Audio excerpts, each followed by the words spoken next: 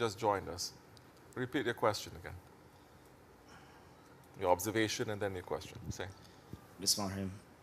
Hashem, one thing I've observed with the people who have left this way is that they lacked that characteristic of generosity you speak of. They don't give zakat, or they don't pay school fees, and a range of things similar to this. And I asked you the question, do I demand it of them? You've never asked Hashem. It is known that there are things that needs to be done, but we don't tell people what it is. Even just now, when we're speaking about firewood, I have to say, for those who are serious now, this is everyone's responsibility. It is not fair now. All the burden is carried by 1, 2, or 3 people. This is a Jamaat, everyone has to, even firewood. And there's a lot of benefit, a lot of sawab that comes from keeping a believer warm, feeding a believer, keeping a believer cool, doing these things. So I never ask. And you say that you see this characteristic in them, those who leave, they are, or they have been when they were with us, also increasingly more and more stingy. Uh-huh. And my question is, now in this society where individualism and selfishness is pushed so much. Ask that hadith that you're saying. What Sahib Saif is saying. Hashem, you've mentioned many times the saying of Sahib Saif that the believer that has stinginess in his heart, the believer that has stinginess in his heart, he cannot die with faith. And how heavy is that? How heavy is that? A believer that has stinginess in his heart, if he doesn't fix it, he cannot die with real faith. And the unbeliever? And the unbeliever that has generosity in his heart. Unbeliever, but he has generosity in his heart. Yes? That faith will enter his heart before he dies. Faith will enter into his heart before he dies. Is generosity one of the endless treasures belonging to Allah subhanahu wa ta'ala? Is it? Of course. He gives it to whomever he wills. Yes? Is stinginess, hasha, astaghfirullah, a characteristic of Allah? No. Is a believer supposed to be generous? Yes. Because a believer believes in Allah, His Prophet, books, etc. Correct? Yes. And Allah, His Prophet, and the books, and the angels, and everything else that makes up the fundamentals of our belief, do they have that characteristic of generosity? Of course, they must. Allah is Kareem, Nabil Kareem, and our Shaykh is Abdul Kareem, Alhamdulillah. And that generosity is not just about money, it's about everything else that you have to be generous with. So it's very heavy. The unbeliever who has generosity in his heart, and if he dies,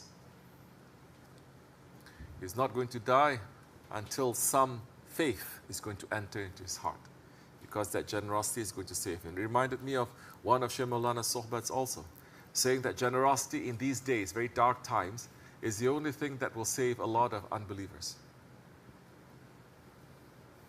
If they are generous, some shafa'at is going to be sent to them. Someone is going to pray on their behalf. Of course. What if it's an unbeliever, but the unbeliever says, I want to be generous to Muslims, children, this and that. It happens, yes? You think those ones who are the recipients of that generosity, Allah allows it to reach to poor people who are Muslims, but they get it from non-Muslims. You think they are not going to pray for the benefactor? Of course they will. It is up to Allah to accept or not, but Allah is also the most generous, and He's going to be generous to those ones who are Mazlum, those ones who are orphans, those ones who are poor. Yes? He listens to their du'as. Isn't that going to be a safety for so many unbelievers? We're not saying, I'm not saying now, in case somebody's going to twist my words and say, oh, they're going to die with shahadat, with Muslim. We're talking about faith. And the faith is also from one of the treasures of Allah, Allah is going to give. We cannot judge. We cannot say we guarantee we're going to die with faith. You cannot judge and you cannot guarantee that that one will die without any faith. But there are things that you do that will make it more secure that you'll die with faith. There are things that you do that makes it more secure that you will die of unfaith. Yes? Because one thing, the stinginess, it eats away into the heart. So, your question? Bismillahirrahmanirrahim. So my question now is, in this society where selfishness and individualism is pushed so heavily, how can we keep and build generosity in our hearts and in the hearts and the culture of our children here, to share, to not say this is mine, you can't have from this? Number one, I have to say that so many things this country lacks, so many things this American civilization is faulty, but there are many things that are also good, especially in these times. And one of the things that I see is the sense of generosity amongst people living in this country. They are generous. When you compare to other countries, it's all in comparison.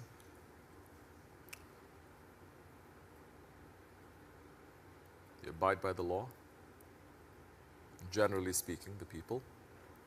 They will stand up for other people's rights. Even if those rights are wrong rights, they will stand up for it because they say you have a right also to express. And those laws will also make provision that whatever life that you lead, whatever religion or belief system that you have, the law will protect you to believe the way that you want to be believed. No one has the right, not the government or anyone else, to force you. That shows an extreme sense of wisdom. Not saying it's perfect, but I'm saying generally this is how it is.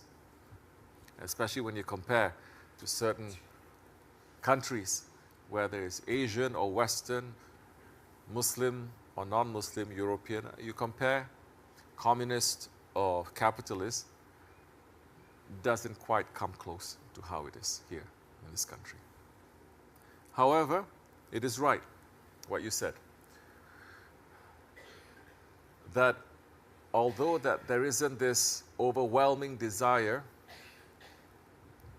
here, as far as I'm seeing the culture in this country, overwhelming desire, there's no overwhelming desire to be in luxury. You have that in much more stratified society where there's lower class, upper class, royalty, this, that, then everybody looks to the highest and everybody wants to be like kings, royalty, luxury. But for the most part, you'll see, for the most part, Americans are moderate. They have this, they have this, they have this, it's enough. The fashion of how the millionaires and the billionaires that they want to present to the world, even from the outside, is dictated by America. It's not by Europe. And how they dress is like everyone else. T-shirt and jeans. Never mind T-shirt costs a few $100s or whatever, but the look itself, they don't try to look like royalty.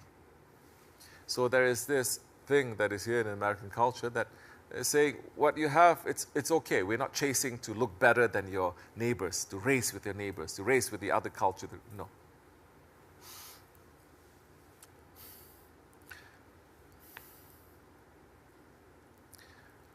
However,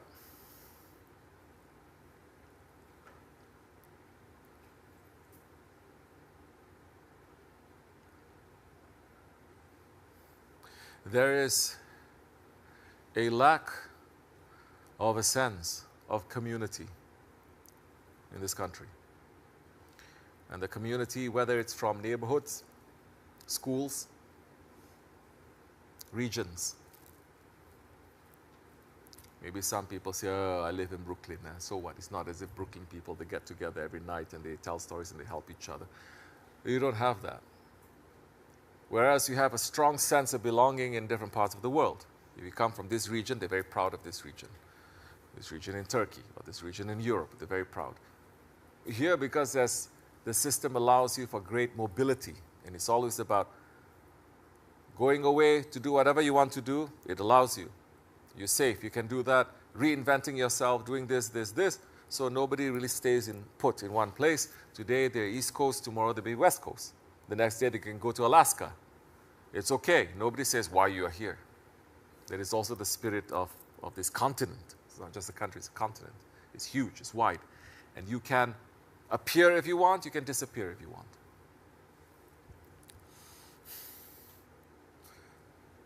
But due to this fluidity and mobility, when you have too much of that, then you lack cohesion.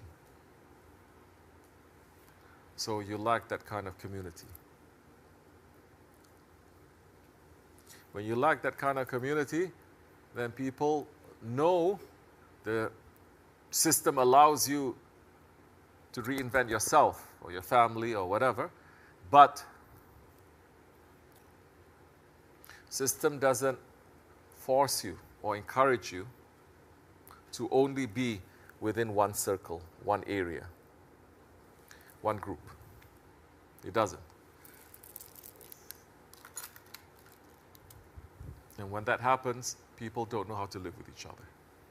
When it comes to living in a community, let's say a simple example of a Muslim community where you have a masjid and many Muslims live there. Or say, let's have a Muslim village. Like they have Christian towns.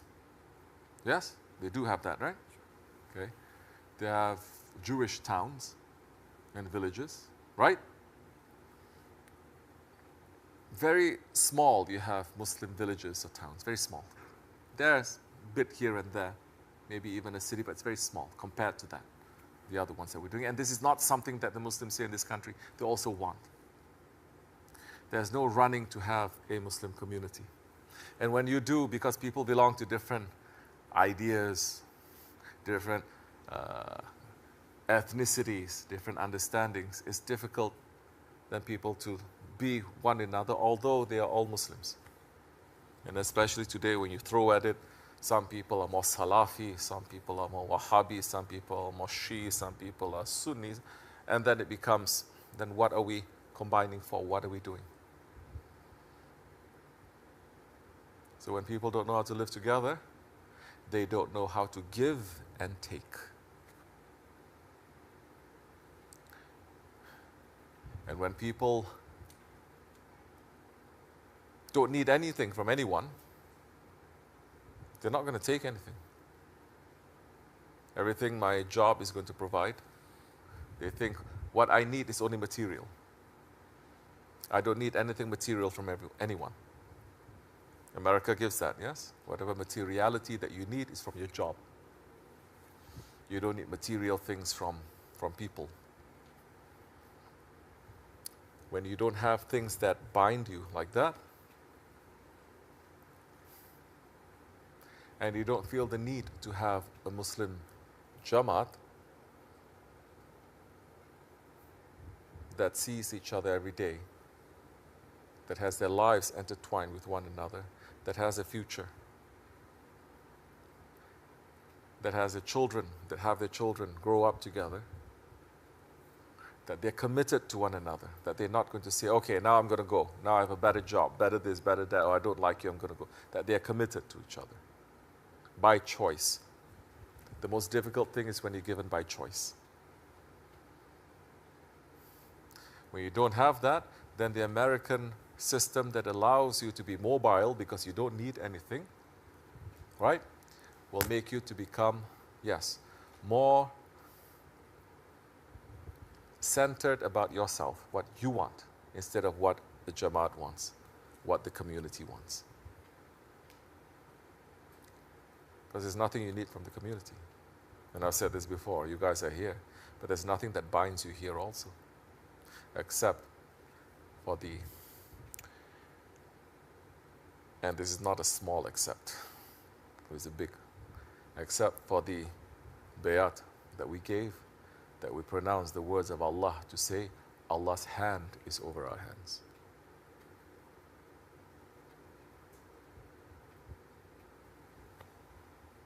And we believe and we want our lives to be together because there's a future. Because we made a promise, and this is not our future. This is the future that the friends of Allah, our Shaykh, had said, this is what's going to happen for the Akhir Zaman. We're part of a bigger picture. Even so, living here, let's say we agree to all of this. Even so, if you live here long enough, if you have lived here, you're born here, or you lived here, and you are being affected by all of this, you'll still be selfish. If you don't understand what is that selfishness, self-centeredness. When you say, I need this person, I need this person, I need this person, I need this person, and I cannot be without them. That's the time you start being like a family. That you can say anything can happen, but we cannot break up this family. Yes? But the family is not just you, who you marry and by blood. The family now, you go to what Allah says, only the believers, they are brothers. Brothers meaning their family. The family is now spiritual family, and you say, whatever happens, I'm not going to break this. One day up, one day down, left, right, doesn't matter, I'm not going to break this, because I commit and I need this. You believe that, and you start looking to see how you behave according to that too. Day by day, week by week, month by month. Year by year. Then you're going to say, not enough that I say I am, I must do. Not only I'm going to believe, I'm going to have faith, I'm going to have iman in this, now I have to put in the actions, the fundamentals of that. Just like you have iman and then we have Islam. And you have all the rukuns of Islam, all the fundamentals of Islam, you do it. You don't just believe it, you have to do. And it's not only that, but you have to do it now with sincerity. And that again is the ihsan part of it. You have to do it with sincerity. Not just body you are here, but heart you are not here. Okay, he says I have to be here, I have to chop wood. Okay, I'm going to chop wood. Because he's saying everyone has to be, okay, I'm going to do here. They chop wood. No, it's not going to work for you too. Sincerity has to be there. You have to understand why you're doing it. And this is when you understand what causes you to fight against that, the necessity of being in a jamaat, the necessity of helping each other. It is your ego. Now, then there is a point now. There is a jihad. There is a struggle. The greatest struggle is against your ego. The greatest jihad is against the jihad of your ego. Against yourself. Now the self, the ego, wants to be by himself, for himself, alone. No, I say no. That time you start understanding, needing each other, loving each other, and saying, I'm not going to let go. One day is like this, one day is like this. And because we're a family now, I'm going to also measure. I'm going to, how you say? Measure my emotions. I cannot be too upset like this because they're family too. I cannot break it. Everything has to be now, the foundation is the love that is there. The foundation has to be in the belief, in the way of the awliyas. You get fed up, like with your family, but after a while you say, okay, when you cool down, there is a time when you cool down. When you look at it, it's not such a big deal. You can deal with this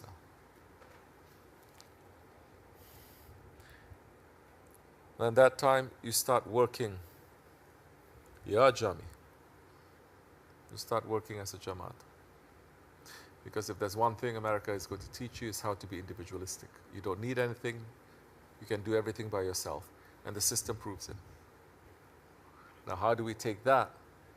Yes, to be to be independent, to be strong, but also to know that you need a Jamaat. This is the difficulty. Because whatever that is binding us here, they are not visible. There are many places we've been to where you see, oh, mashallah, the community is so tight, everyone is living here. Oh, the family, everyone lives next to each other, mashallah, this is good. But when you look at it properly, they're only doing that because they do not have the opportunity to go out. They don't have the opportunity, the job, the work, the house, the car to move out from there. If they do, they're going to be the first ones to move out. They are there stuck in those neighborhoods because there is no opportunity. Now, in America, every opportunity is given to you. The system makes sure you have that opportunity.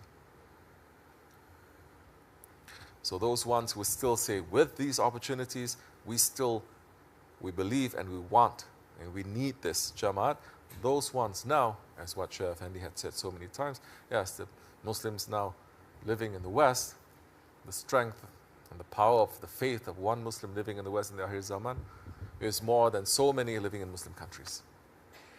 Because what the people in the West they're up against is definitely more than in so many Muslim countries. Now, how are you going to teach them this? They're young.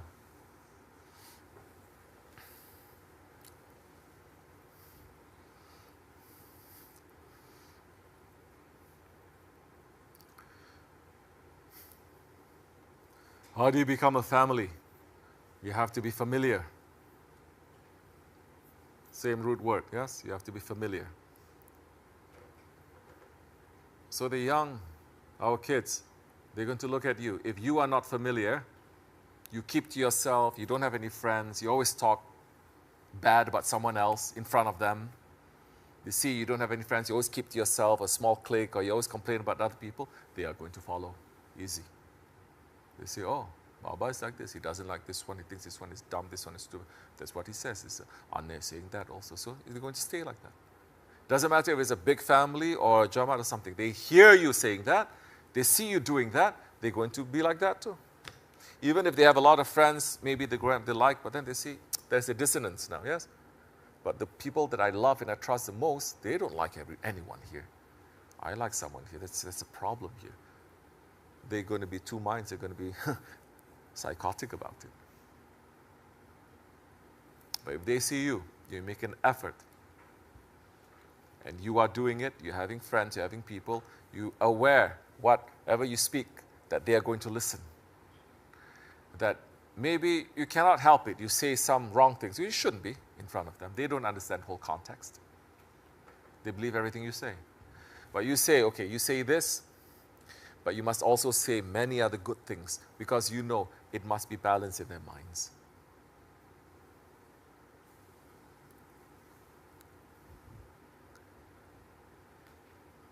That time you're watching your kids and you're watching yourself. You're being responsible.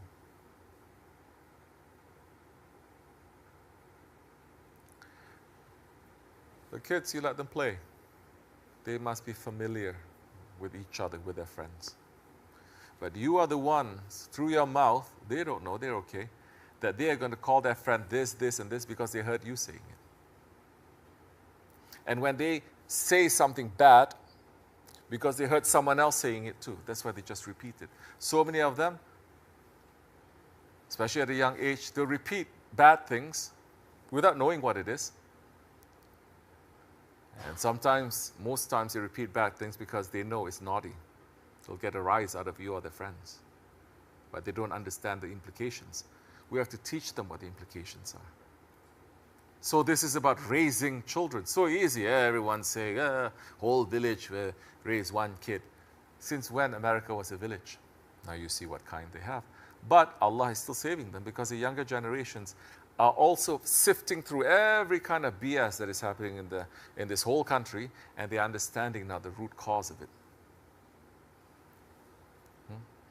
Now their sense of right and wrong kicks in, and they say whatever it is, whatever we say that we are, black, white, brown, yellow, Republican or Democrat, capitalist or this or that, there are certain basic right and wrong. And we cannot accept what is everyone saying it's okay, this is wrong. For example, Gaza. This is wrong. So there is still there in the hearts of our young ones, it's still there, whether the believers or unbelievers that Allah puts, because they are looking, they are searching. They haven't been swallowed by the system yet. And this system is teaching our kids to always question anyway. So now, it's too late for them to close the bag.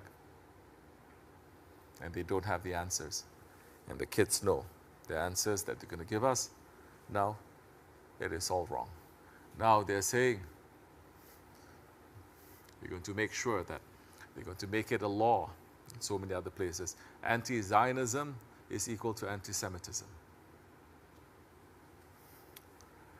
And the most vocal people who are going to challenge this, they're not going to be Muslims. They are the Jews themselves, who are critical of the Zionist system and say this doesn't represent us, whether they are Jewish by just tradition and not religion, or they're religious Jews, but not the Muslims. Something is wrong. So let our kids to be familiar with each other. And we're going to teach our kids what is the other. There's no such thing in Islam. Because in Islam we are bound and our spirits are the same. But how Allah now gives the gifts to the people in China, certain gifts to people in India, certain gifts to the people in Africa, in Europe, in Asia. Because every race, every ethnicity, Allah has put a secret there that other ethnicities they don't have. And the reason why we are different is for us to find each other and to learn from each other. And isn't that what we are doing here? We could easily not do this. Just stick with our own family, own small group, probably our own co-religionists or our own people from our own ethnicities, but never this. And we're not going to teach our children that too. But our Shaykh is saying this is what the path that we have to go in the last days. Vahir Zaman. And we're running now to fulfill that ayat from Allah subhanahu wa ta'ala. Let them know we have to teach. I saw something.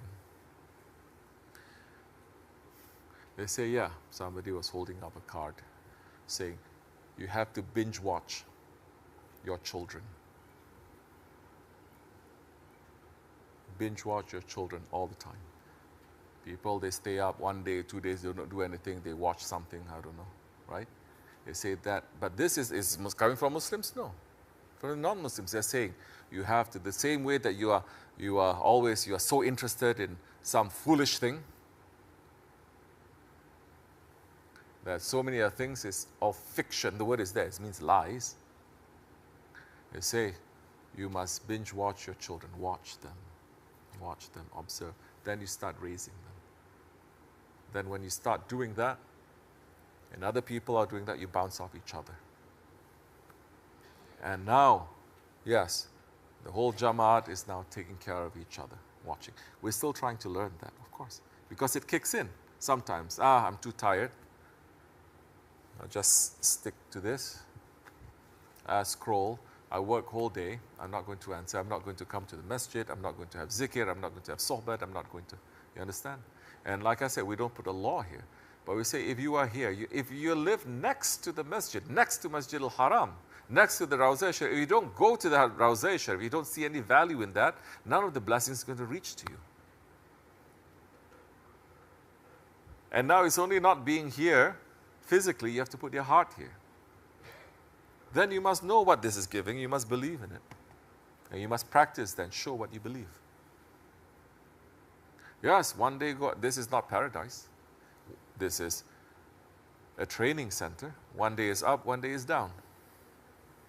It's okay. But who is leading our caravan? It's Shaykh Maulana, it's Sahib al-Saif.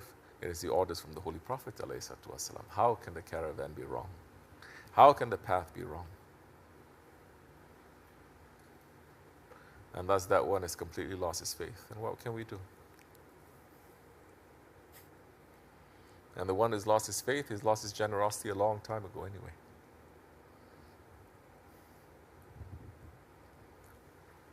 Then you teach your kids to be generous. You say, because when they are growing up in a big community, they have to be generous too. They have to know, oh, this one I cannot push these buttons. This one is more agreeable. This one is not. The kids will learn politics at a young age. It makes them very intelligent. And they all know there are certain characteristics belonging to certain ethnicities. Good, some not so good. Everyone has good and bad in them. So they learn how to navigate that.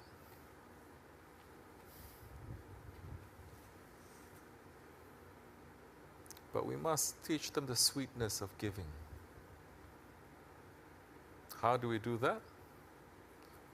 We give. When we give, we say, now take this and give to someone else. When they give to someone else, and someone else is so happy, they say, you see, it's nice. What is their first relationship with money? Let's say, for example, or candy. Yes, we give, but are we teaching them to say, now take 2, give this to your younger sister, give this to? Are we even saying, now, everyone's candy, okay, we give? Are we even training them to say, you want? Okay, now, but take this first, give to this one, give to this one. In a nice way, not ordering. And then this is for you. And then you boost them, oh, very good, you give to others first. You teach them. You remind them. And you remind them, not only by saying, oh, these poor people here, there, no, around. Then when they are fighting and they're angry, say, no, you cannot be. This is wrong. Or when someone does something wrong to them, and they get angry, and say, okay, you have a right to be angry, but Allah is saying now we have to forgive. If they see you forgiving, it's very easy for them. If they see you always not forgiving, always keeping a grudge, they will say, I'm going to do that too. Like they say, charity begins at home. All this we are learning from our Shaykh, from his whole life that he's been with us. In every moment that he's dealing with people, young and old, male and female, different ethnicities, we are understanding how to do it, and we take what is necessary. But they have to be familiar with everyone. The more we say, no, it's just ours, no, just this, they never learn. And we teach them, not everything that you want is good for you. Not everything you want you should get. And you should learn how to share. The relationship with money has to be first this, sadaqah box. Not give money and then go to the shop and buy something, no. They will get that later on. But the first association, they see you every day putting something into the sadaqah box, and you say, then you give them, say, put that. So the first association is sadaqah. That's a big thing. Candy is to give to other people because they see Shaykh is giving, you are giving, they're giving. Then they learn. It feels good. They have to feel good because it's coming from Allah. Then once you teach them that it is better to give, then they learn that generosity. That even when they are taking, even when things are given to them, that the better thing is to give. We say to our kids too. Yeah, so many times you say, okay, you get presents. Did you give this one a present? Did you give this one a present? You were taking it. Yes, okay, you got a lot of candy. Then did you give that one a candy? Did you give the one? You teach them this. They can be taught. Then inshallah it becomes second nature to them. May Allah forgive us, inshallah. May Allah make us to become more generous and to have more intelligence, inshallah, in order to put our ego under our feet and for us always to be under the feet of our Shaykh. Wa min Allahu tawfiq al-Fatiha.